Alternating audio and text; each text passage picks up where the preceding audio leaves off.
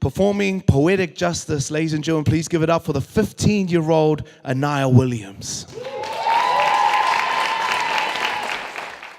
Poetic justice. What a world it would be without all this injustice.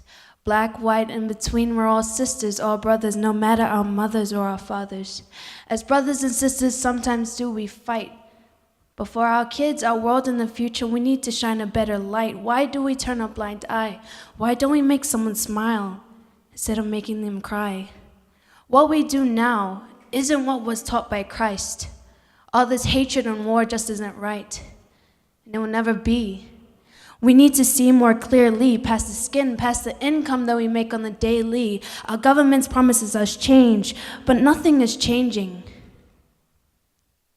But it isn't an excuse to not make the world a better place. I saw a young boy, silent tears streaming down his face, asking for some spare change. $2 was all that I had and all that I gave, but he smiled anyways. But I cried as I realized that he doesn't have what I have, probably not even half. And I think about it now and I think, damn, I would have given him more, like a note that said 10, than the little bit of money that I gave him back then. A stranger showed me how so very lucky I am, and I'm grateful.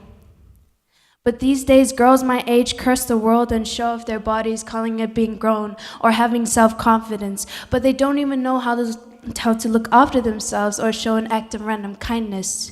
Most boys are no different, yelling at girls to go back to the kitchen, to stay at home to look after the kids, and pushing our potential down of being something more and putting us in pretty gowns and keeping us behind closed doors, making us feel like housekeeping and sex is all that we are put on this earth for. Eve was made for men, from men, but she was made equally, hand in hand, even though for small-minded people that's hard to comprehend. We are female. In science, Fe equals iron and male equals man, Iron Man. We are not yours to command. Why is equality so hard for us to understand? Even slavery was abolished years ago, but we are still slaving our way every day just to get by, feeling worthless in pockets or soul or mind, dying every weekday just to live for the weekends, trying to have fun before the end of this week ends, going out with friends, only realizing that you spent enough money to buy a Mercedes-Benz, then another week of slavery begins. What are we doing with ourselves? I ask myself, what am I doing with myself? All this self-pity and self-doubt, wishing I could be there when I look up at the clouds. I pray to my Father above for forgiveness and love, maybe someone he could send from up above to show what and where is the love, because I don't see it.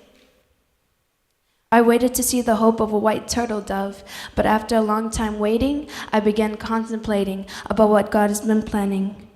And then I realized, what if God never just gives us the miracles, but gives us every single opportunity to create those miracles, make them happen even if they don't seem simple?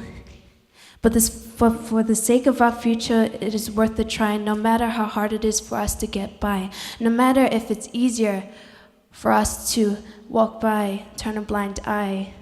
You and I know that that isn't right. I don't want the world and our souls to turn dark, our children wondering who turned off the lights when we could have had a little more heart. Poetic justice. What a beautiful world it would be if we all came together to solve this injustice. We are all sisters, all brothers, no matter our mothers or our fathers. Even though in the world we are far apart, I want to bring us together, starting from the heart. Together as a family, maybe starting from this poetic justice served poetically.